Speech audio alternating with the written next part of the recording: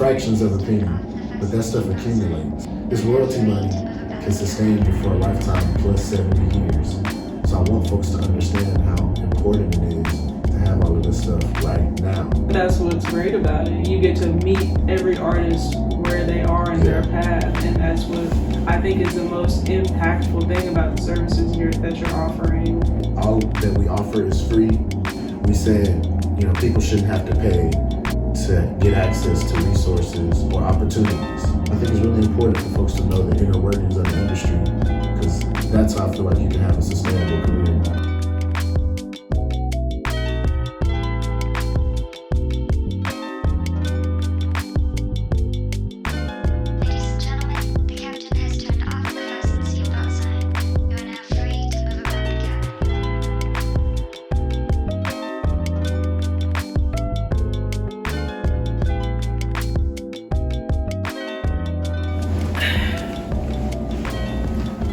Hey, how's it going? It's going terrible. No, don't say that. Why is it terrible? It's just a joke. Oh, okay, that's good. Very somber joke. No, it's going good. Going good. We chilling. Yeah. What about you? I'm pretty cool. I started the day off right with some SZA, some coffee. So. What SZA were you listening to? SOS. Okay. Yeah. Okay. Have you listened to the album? Yeah. I think I've heard it once or twice front to back, and then I'll just go to my favorites. Mm-hmm. I still have a special place in my heart for Control, though. Oh, really?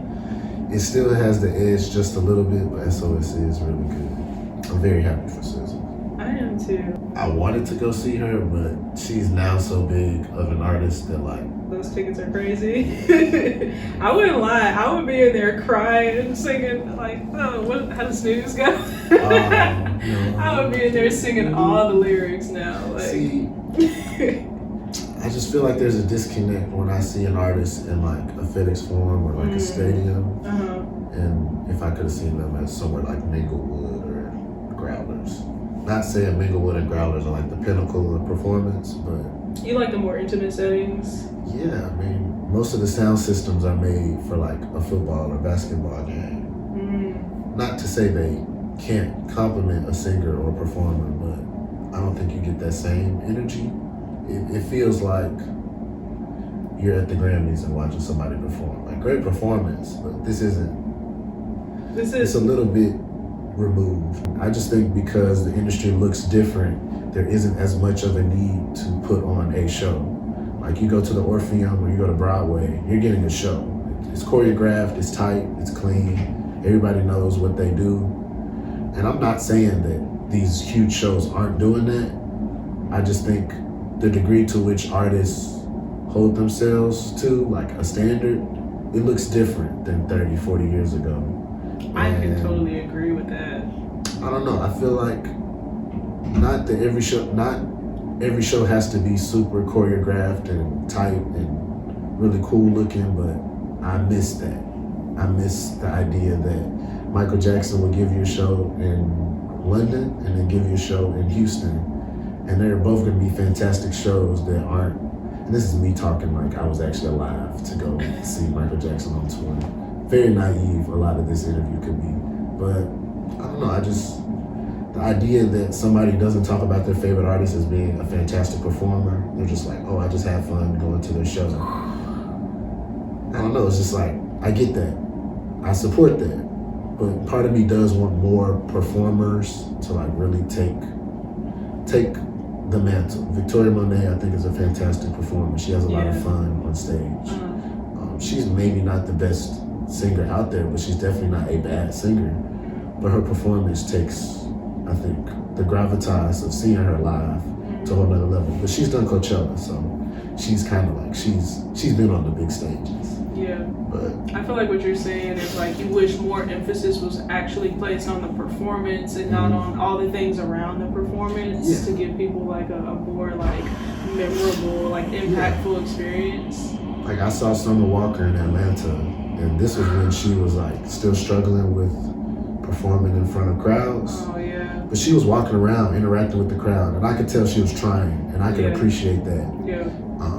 And I feel it's only gotten better over the years since I've seen her, but that's what I miss, connection, not just they press play, the DJ presses play, and then you sing over the track, and then it's over, and then everybody claps, and then you do the next song. It's like, who are you as a person?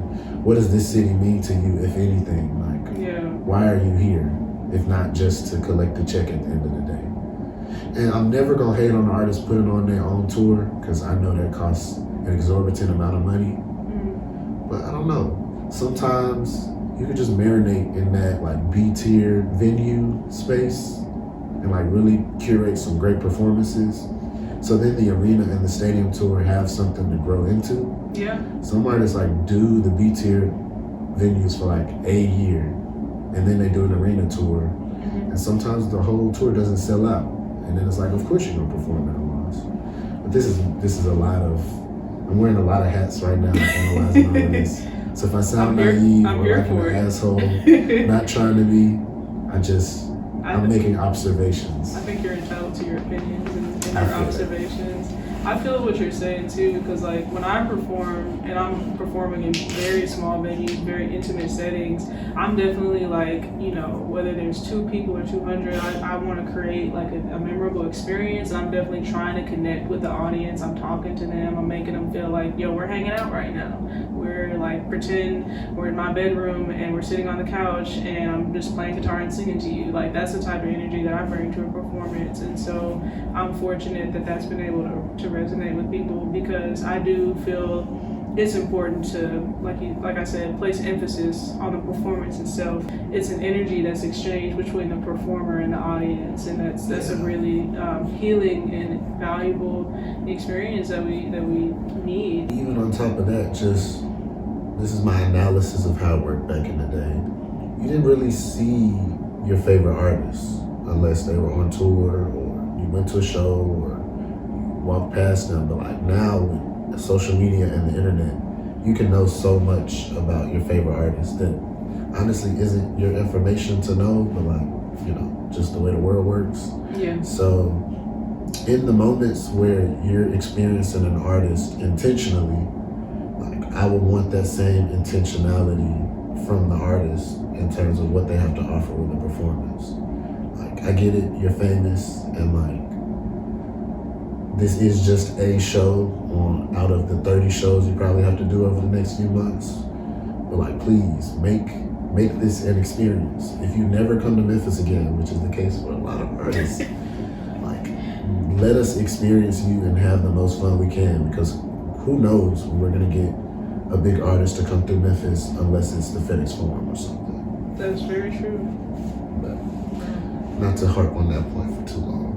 No, that was really enjoyable. I love having these kinds of conversations with you that don't have to do with publishing, even though I'm always meeting with you to talk about publishing. We have great conversations about music in general and the industry and all of the things that make publishing matter.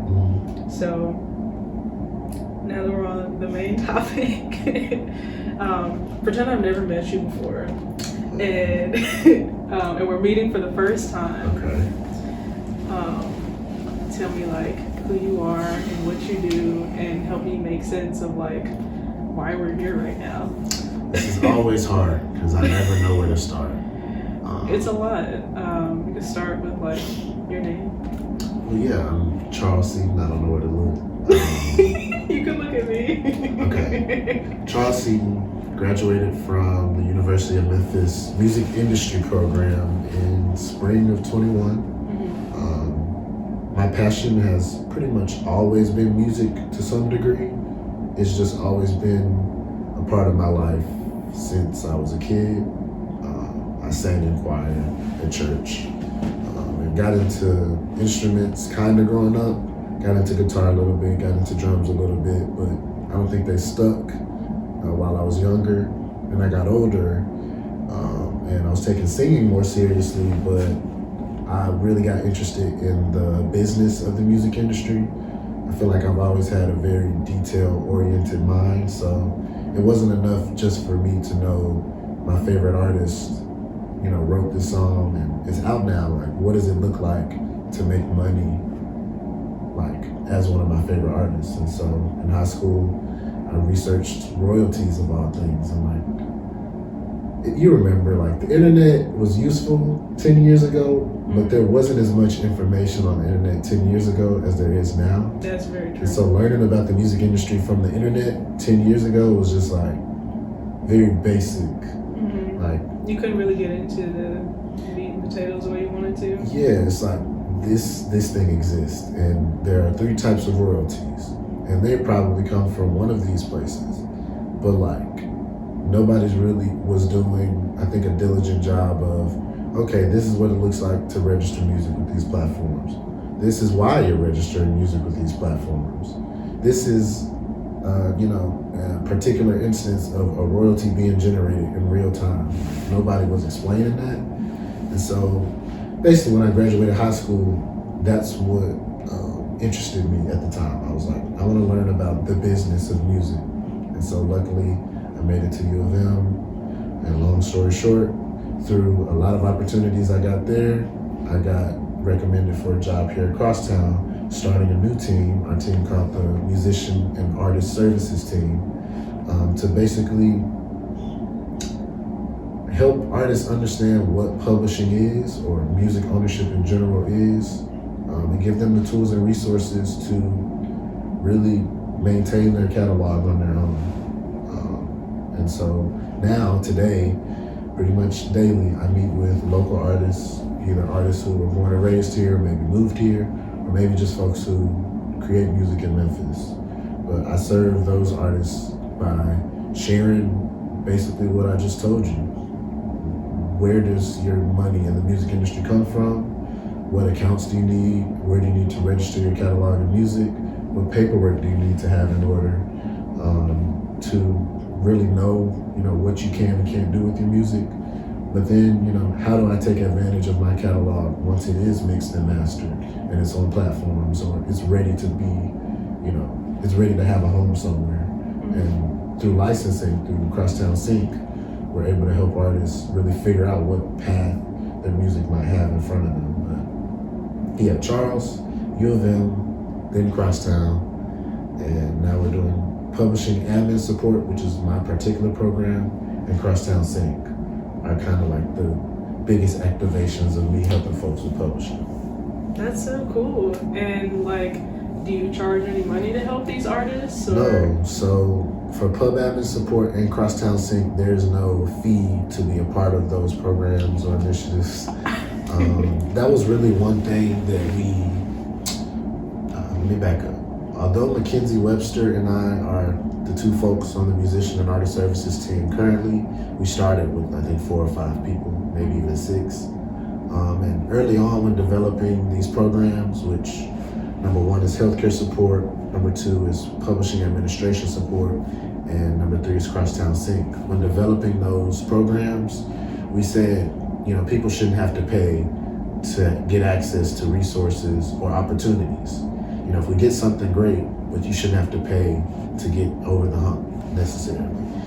So all that we offer is free. With Crosstown Sync, there's a commission for business that we bring to the table, but we just wanted to provide opportunities for artists to get opportunities, but even on top of that, resources and an expanded network for them to tap into, regardless of what happens on either front as far as the programs go. That's amazing. I wonder if this exists anywhere else in the world. Somebody was telling me something about an initiative or something like this going on overseas in the UK. I gotta look into it more. It was somebody in Chaotica that told us about that. But I don't know that this is very popular across the world, what we offer, the way we offer it. I think a lot of folks, they have a publishing course, and you pay $20 for an ebook on their website, and it has everything they need to know. Nothing wrong with that. But it's not like being able to book a meeting with you for free and talk for an hour about whatever my personal questions are, because everybody is coming into this with a different level of understanding or misunderstanding. So it's definitely been a learning curve. I won't say that every meeting is the same, because it is not. But that's what's great about it. You get to meet every artist where they are in their path, and that's what I think is the most impactful thing about the services that you're offering. You get to actually make sure you're helping them, make sure they're understanding. Totally. I mean, there have been artists that we met with in 2020 before any of this went public, who we were able to get placements for like last year, this year. So like being able to meet an artist, help them get their stuff in order, and then hand them a check for like X thousand amount of dollars in some cases, like that's crazy to me. But I don't know, it lets me know that the work that we're doing is meaningful, it has purpose, but it also lets me know that, you know, these artists who are really serious about their careers can have success. And yeah, one sync in 3 years might not look like something to a lot of people, but some people go their entire career without a sync. Like big artists sometimes go their entire career without many syncs. And so for artists to be able to do this on their own or like independent, that's so cool to me. And, you know, we've just started pitching at the end of 2022. And, you know, with the strikes last year and even just how productions have been slow to get back started this year, we've still been getting a lot of successes for our artists. So that's awesome. It's really cool to meet an artist where they are and then give them a call or shoot them an email like, hey, we got some money here at Crosstown waiting for you. Come pick up your check.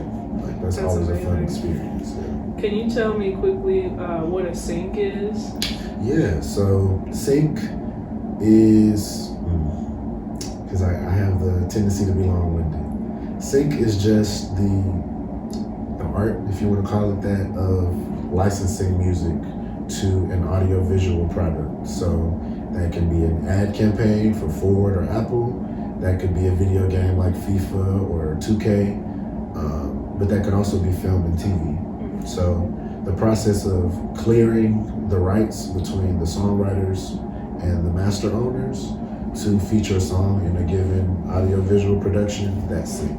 Okay, that's so cool. You definitely touched on a lot of my questions already. Do you want to talk about some of the artists that you've worked with? Yeah, I mean, I think one of the first artists, one of the two, was Taliba Safia, a Memphis artist here. Her album Black Magic came out the beginning of this year, I believe. Really fantastic album. Like, shout out to Taliba. I have a lot of fun listening to that. But Taliba, I remember I met with her, I want to say she was the first person I met with. And so I really didn't know what this job would look like for me. And I was like, yeah, you should have an account with this place and this place. And she's like, where? Who? And I'm like, honestly, I'm kind of just telling you what I know. I don't really know how to explain it. And so over the years, we've just been able to reconnect, help her get her paperwork in order for her own sync stuff that she's been doing. But also making sure, you know, all the music that she had released previously, those royalties were making their way to her, because for a lot of artists, they don't necessarily know how to collect royalties in general. They're just like, oh, I create the account, and then, you know, these places will do the rest. And in many cases, that's not the case. So working with Taliba over the years has been really cool. Jackson Ave, who haven't released music recently, but I met with all five sisters while they were still making music together consistently. Jackson Ave, like, were one of the first groups of people to believe in us as Crosstown Sync, to represent them for Sync. And although we hadn't gotten to Sync for them, particularly with the song they gave us initially, we've been able to get them syncs by way of just a writing camp song that a couple of them wrote on, or, you know, just passing along them to the supervisor network that we have. Like, music supervisors? Just making sure the people that we do business with know about some of our favorite artists, and of course the rest of the catalog as well. So they're some of my favorite artists. Edie and Tico were also some of the first people to, you know, take a chance on us. And it's been really cool to work with them over the years, because everybody I've mentioned actually have been a part of our writing camps over the years. But it's been really cool to see them in different capacities, like us meeting on a Monday afternoon, and then me seeing them in the studio on a Saturday morning. It's just been really cool to see them put the different hats on, and how they approach the industry has been really cool. That is very cool. I think I'm just starting to understand how new this program is. Yeah. You said it started in 2020? Yeah, so you graduated in spring of 21. So I was part-time when I first got here, and the pandemic was just an interesting time. I think the plan was for us to hit the ground running, but the pandemic basically forced us to really take a step back, and it was honestly a blessing because we really got to figure out what exactly did we want to do. So we spent pretty much the entire pandemic laying the groundwork for what these programs would be. And so there was a lot of trial and error. Like healthcare support looked different in the planning phases than what artists can basically tap into now. And I think that was for the better. Publishing support, it was a lot more hands-on on my end of like, instead of me coaching artists, it was like, you just give me the stuff to do and I'll do it. And then we realized very quickly, I can't do all the things for the artists, but I can equip them with the tools and resources to know what's going on and then be able to do it themselves with confidence. Like you teach a man to fish, or you give them some Exactly. fish. If you give a man a fish, he'll eat for a day. Yeah. If you teach a man to fish, he'll eat for a life. For a lifetime. So it seemed Smart. to work better. Literally, it seemed to work better for me when an artist actually knows what's going on. Like, yes, sometimes I send out paperwork for artists, but I tell them like, this is what the paperwork says. So if you have to talk to somebody about signing this agreement, this is the gist of it. And helping folks with keywords and contracts, because everybody thinks the music industry is so complicated, but I mean, average people are a part of the music industry. Not to say everybody's average, but like we're all just people. So this isn't rocket science. Right. And I do have a very small theory that anybody can learn anything. It just takes a certain amount of determination and foundation building. You can't be a rocket scientist in like a day. But if you gave somebody 5 years of like very focused study, I'm sure they could connect the dots in a meaningful way. Same thing with the music industry. People just need the access to the tools and to learn how the mechanics of the industry are, how the wheels are turning. With publishing admin support, I try to tell folks about, this is how money is being generated for your catalog. But I also tell them, if you get a sync, you're probably going to get money from your PRO if you got an Abbott Elementary placement and it was on ABC. But I want people to know that and not just, BMI pays me because I don't know. And the MLC pays me because I don't know. And Sound Exchange pays me because somebody told me it does. It's like, you need to know why they're paying you so that when you do get these big opportunities, you can look to the places that would pay you as a result of those opportunities. We're talking, fractions of a penny, but that stuff accumulates. And I'd rather artists know, like, you got 200 million streams on Spotify. Not only should you be getting paid from your PRO, the MLC will pay you a fraction of a penny per stream. So if DistroKid gave you 20 grand for the past 3 years, you might have 20 grand in royalties from the MLC over the past 3 years. And that's good money. This royalty money can sustain you for a lifetime plus 70 years. So I want folks to understand how important it is to have all of this stuff right now.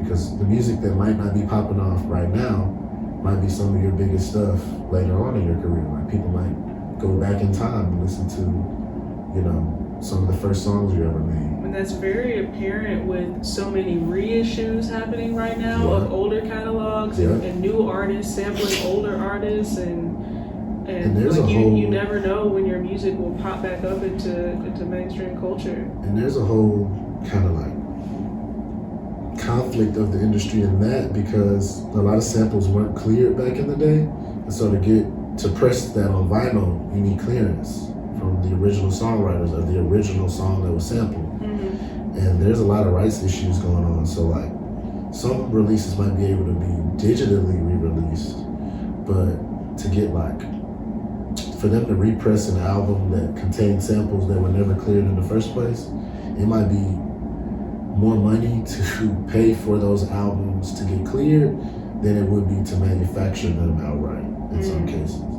So it's so interesting how the industry works because everybody just thinks you make a song, you release it, and then you get big and you do shows and you get all of the celebrity. And it's like there's a lot of stuff that the managers and the tour managers and the financial accountants have to sort through, the lawyers, that people don't really know about. And so I think it's really important for folks to know the inner workings of the industry, because that's how I feel like you can have a sustainable career, where you're not just coasting on by letting everybody else do the work. You at least understand what's going on. I feel like that makes me less intimidated about getting into the music industry. Absolutely. Because at the end of the day, I've grown to understand we're all just figuring it out as we go. even the people who have been in it for 20 years are dealing with the ever-changing landscape. Always a new scenario. So yeah, I think that takes some of the like I said, intimidation out of approaching it for me. Yeah. But you mentioned the MLC multiple times.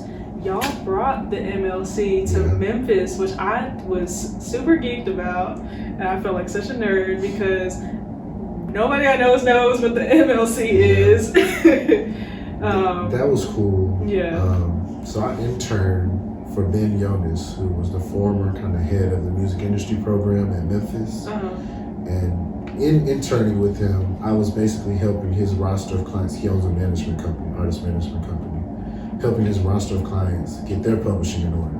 Oh, wow. I was very much a novice at the time, so some things slipped through the cracks. I will be honest, but mistakes happen. I learned about the MLC through that internship. There was this bill or law passed, the Music Modernization Act. It's probably a bill because a lot of stuff going on with that. But the MLC, the formation of that was a result of the bill. Basically, government was like, hey, the music industry needs to catch up with the rest of the world, and like there needs to be digital ways to register your music, but also a digital for digital streaming services, your Spotify's, Apple Music's, your titles. Songwriters need to get paid their respective mechanical royalties for those streams, or in some cases those digital purchases and downloads.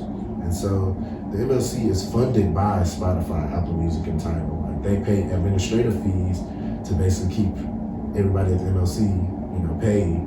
And then on top of that, they pay a fraction of a penny per stream for royalties, digital mechanical royalties. I don't remember how the conversation started. I think maybe Tony Alexander or somebody Mackenzie and I knew worked at MLC. If not, Tony connected us with somebody there. And we basically were like, hey, like we do publishing admin support. Artists/songwriters need to know what digital mechanical royalties are, what they look like. And also they need a platform to ask the questions about the MLC that I might not be able to answer. And so we hosted them at the end of last year. It was in September of 2023, I think. So last fall. Wow. Time flies. It's been a year. Oh my God. Crazy work. It's been a year. Yeah. But y'all brought the Mechanical Licensing Collective here and hosted an event where everybody could come and sit down and listen, and we listened to them explain the basics, and then we had a Q&A at the end, and then they even had laptops and personnel there to help us register at the event. That was amazing. That's like basically what I want pub admin support to be.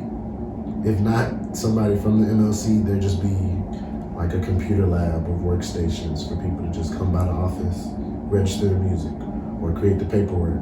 So that, I get it. Sometimes as artists, you want to pay somebody to do all the work. I do believe that you should go through the process at least once, so that if you do pay somebody to do the job, you'll know whether or not they're doing a good job. Because you'll be like, well, I've created the paperwork before. I'm just paying you to do it because I don't want to, not because I can't. So bringing the MLC here, I think it helped a lot of folks. Like it kind of ignited a fire within them to like take this seriously, because the MLC. They're basically like, we're giving you free money. Like, make sure that you sign up with us because this money, it belongs to you, and it's our job to give it to you. And if you don't, you won't get it after a certain period of time. Now, luckily, they have not announced them like getting rid of royalties that have been unclaimed. Pretty much everything the MLC has gotten access to as far as royalties, they're holding on to for the foreseeable future. But that's not the case everywhere else. BMI and ASCAP don't hold on to your money forever. I think you have maybe 2 or 3 years, like on the far side.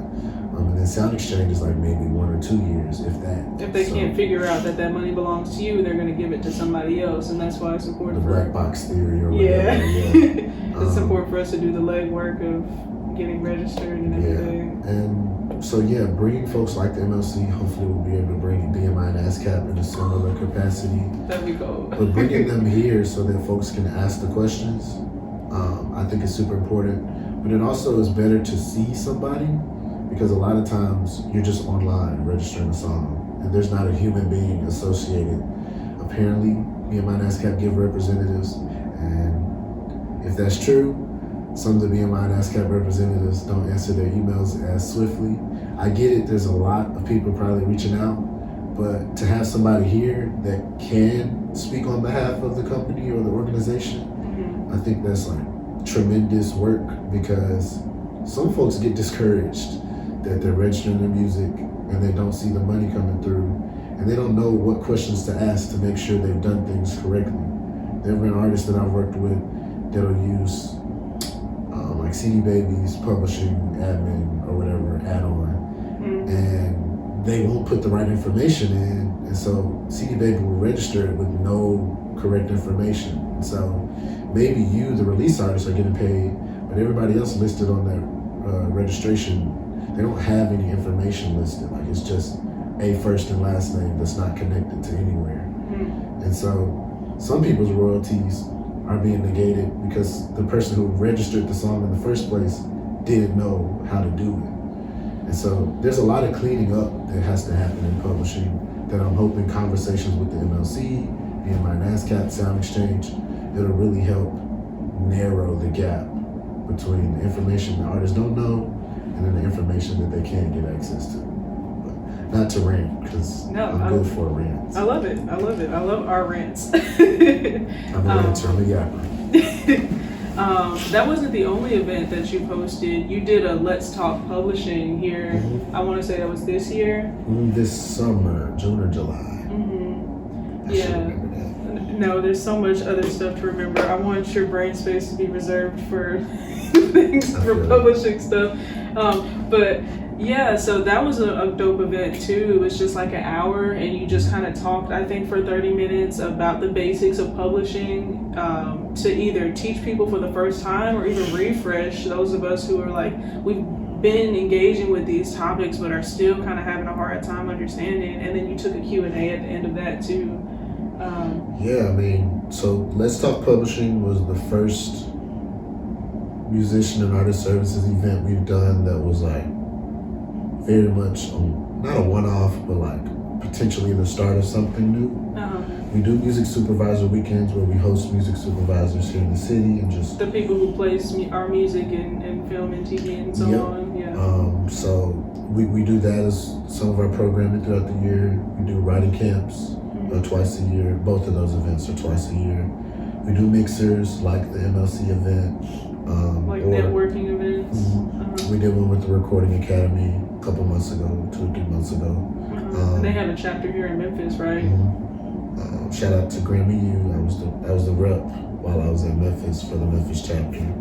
So that was a fun experience. Shout out John Horyak, Reed Wick, Anna, Boo Mitchell, Gabri, basically every Pat Mitchell, pretty much everybody in Memphis, like really making a mark. But just to go back to your point, Let's Talk Publishing was very much an analysis of what was going quote unquote wrong with pub admin support, and that I wasn't always able to have conversations with the people who wanted to have them, because a lot of people have something to do between 9 and 5 every day. So having an event where people who may not have been able to meet with me during the week could, and learn the same information. Because it was like 6:30 or something at night. Yeah, for them to come and learn the information, but also maybe even get a little bit more than I'd be able to share on the day-to-day. It was really, really cool. And so the spirit of that event was to just share the basics of publishing, what makes up the creative side of music, in that we're talking copyrights with the composition, and then we're talking about the master recording copyright.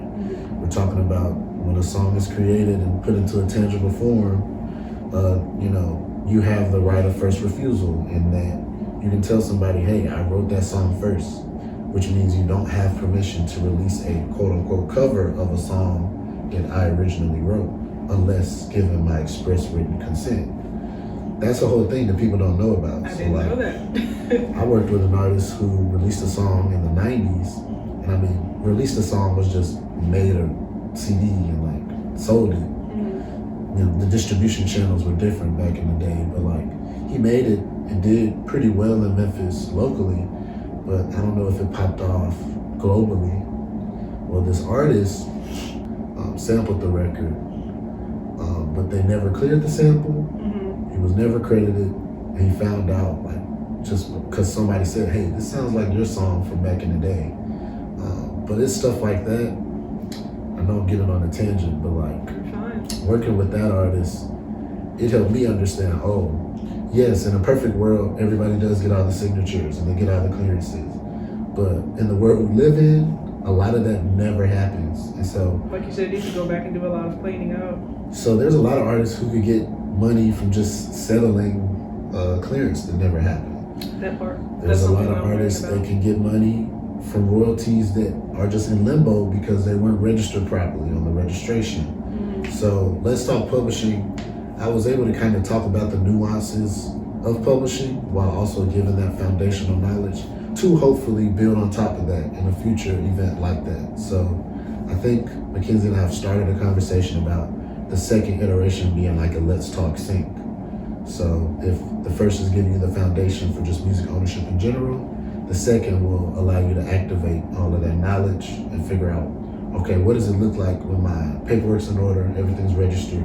How do I get into sync and do it at a high level? And so that's hopefully what the next part of that conversation will be. But yeah, Let's Talk Publishing, I had a really fun time just sharing and connecting with people, multiple people, because one-on-ones are a different beast compared to 10 or 12, 20 people in a room, all very passionate about the same subject. So yeah, that's awesome. And all of these events that you do are free. Yes. Once again. Yeah. Free 99. You shouldn't have to pay to acquire knowledge. If we were able to provide an experience, I understand a fee.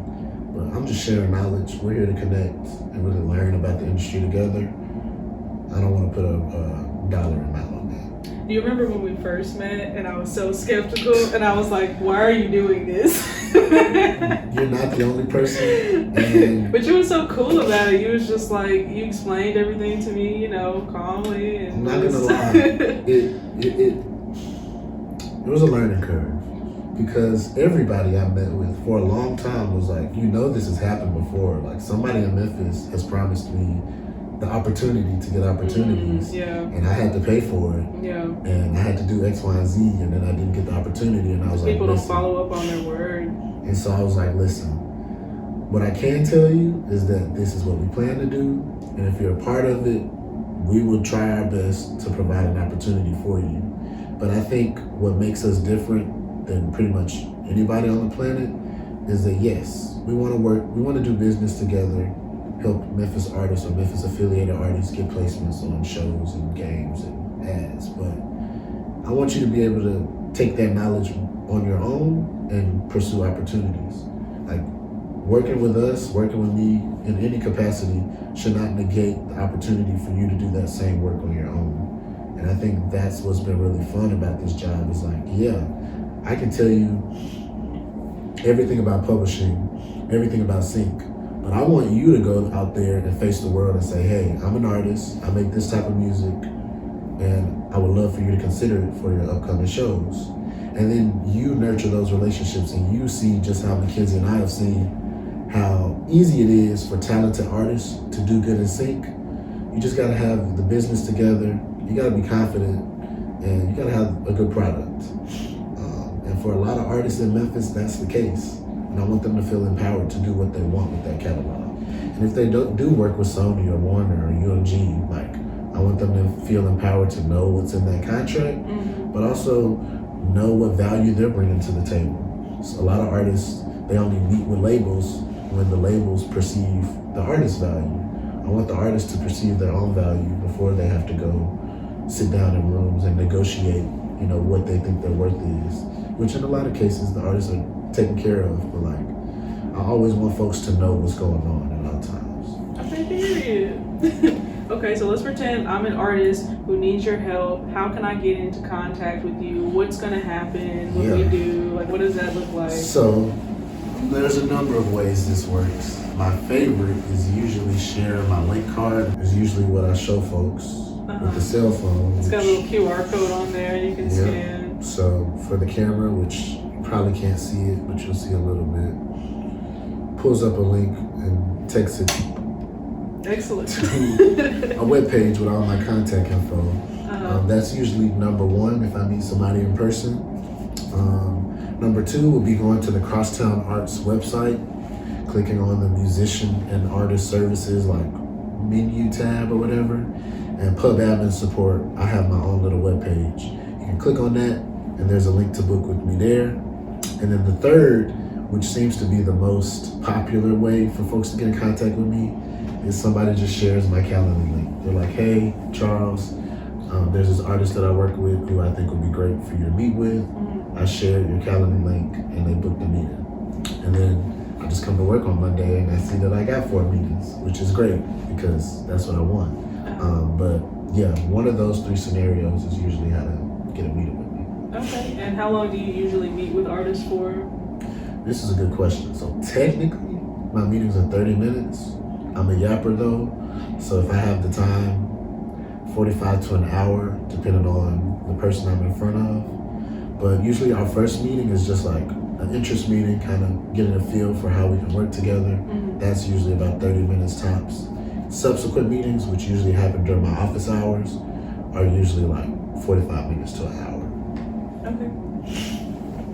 And then I guess you already kind of told me like why you do this. You're passionate about helping artists and you have a real interest in all of these details that go into that. So yeah, I think my passion is twofold in that growing up, I was really interested in the music industry, but there's a lot of barriers, I think, to just get in music spaces 20 years ago.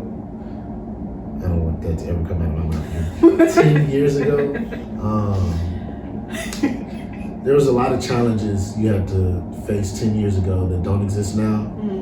The prevalence of technology and just like a bedroom studio it wasn't as popular 10 years ago as I think it is now, in that, yeah, people had a Scarlett and like some rinky-dink monitors and they were making music, but it was never the norm for folks to have a bedroom studio. Like usually you went somewhere.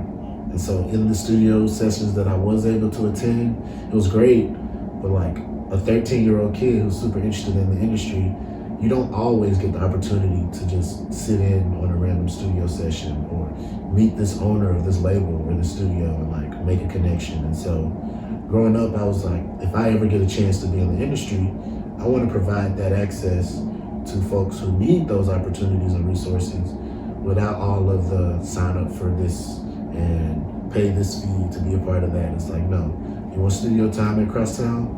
Become a part of the initiatives. You want to learn more about publishing? Schedule a meeting with me. You want to figure out how to sync your music? Schedule a meeting with me and Mackenzie. But my passion has very much come from a place of, I want the next generations to have what maybe our generation didn't have as much growing up. And then even for myself, like, the next generation of music industry professionals should not have an understanding of the industry.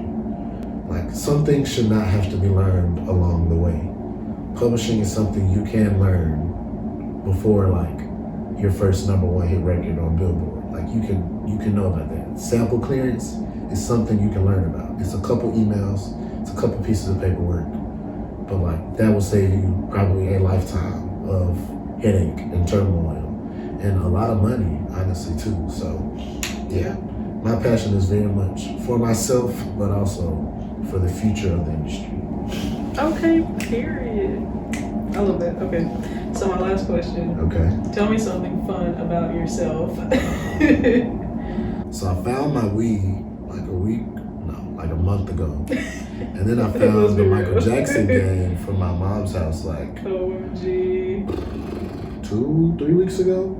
So the upcoming fun thing that I should be doing very soon is playing Michael Jackson The Experience in my living room. I'm so jealous. We was talking about like having a good work-life balance, like yeah. I think for me, I'm going back to a lot of the stuff I enjoyed as a kid. I know that's right. As like a way to balance my work life, like just give myself a hobby to jump into, something familiar. Because it can be so engrossing, just like being in the music industry. I feel like I can think about it and try to work on it all day and all night because it's so multifaceted. I'm having to do the same thing, like find hobbies and stuff unrelated to just give myself a break. It's tough because like now I know I can search the liner notes and credits of my favorite artists, and then I'll go on a deep dive of well, this writer wrote with this writer, and they're represented by this manager. And you're still doing something music related. Yeah. So, not to say there's anything wrong with that, but it's trying to find a balance between not dedicating so much of my brain power to industry, and dedicating more to like enjoyment. What out there is fun to do that doesn't necessarily serve some career or financial purpose, like just what will make me feel at peace. That's real. So I think everybody needs that. For me, it's like really understanding what my values are. You know, family and friends and being in touch with reality and living in the real world and not just being occupying, you know, the digital aspect of life so much. Spill time. Okay. My name is Charles Seaton. I am the Publishing Administration Support Coordinator at Crosstown Arts. And I am one member of a team called the Musician and Artist Services Team. Myself and my manager, Mackenzie Webster, oversee 3 initiatives that we developed in 2020. Oh, okay, I was like, sorry. Oh, you're good. Myself and my manager, Mackenzie Webster, lead 3 programs. One being healthcare support. We help musicians in need of healthcare coverage receive that coverage through Church Health by way of the many plans they offer through the ACA portal, as well as their own Memphis plan. So for musicians or professionals interested in a Memphis plan, that would be a $40 to $50 monthly plan fee, as well as a $5 copay per visit. Crosstown Arts does not commission or ask of any fees or payment as a consultant in getting musicians the coverage they need. But Crosstown also can act as the employer on behalf of a musician to make sure they are eligible for the Memphis plan. The second initiative is Publishing Administration Support, which I talked about earlier, but it was a program that I developed from basically when I was brought on in 2020 up until now in 2024. My goal is to help everybody understand what it means to own a catalog or maintain a catalog of music, both on the publishing and master side. So from paperwork to registrations to even pursuing licensing opportunities. But Admin Support gives you the full service suite of just catalog management and rights management. And then Crosstown Sync is the furthest iteration of all of these programs. If you're happy and healthy, if you have a good foundation with your catalog, Crosstown Sync allows you to take full advantage of the work you've put in by pitching your music for placements on film, TV, advertisements, and video games. So if you'd like to learn more about any of those 3 programs, feel free to go to the Crosstown Arts website and click on the Musician and Artist Services tab, or go to crosstownsync.org. Ting! Ting. I just want to say thank you for your time, and thank you for all that you do to help the community and me as an artist here. I really wanted to get this information out into the world because this is such a unique thing that is here in Memphis that I think not enough people know about. It's very important to me that more people know you exist, because you're an awesome person, and like I said, what you're doing here is extremely helpful. St. Charles, we appreciate you. So thank you. I mean, thank you to the Memphis community for letting me, Mackenzie, and just Crosstown Arts offer y'all something, like especially for free. It's just been a blessing to build trust with the community, and then be able to come through for them. Like, not just say, hey, I can do something for you, and then nothing ever comes of it, but providing resources, expanding knowledge on the industry, and then also maybe getting a placement here and there. It's kind of like the icing on top of the cake. So I'm just super grateful that I am a vessel that can basically help the community here. St. Charles. St. Charles. Well, thanks, Charles. That's a wrap. That's a wrap. Fasten seatbelt sign. You are now free to move about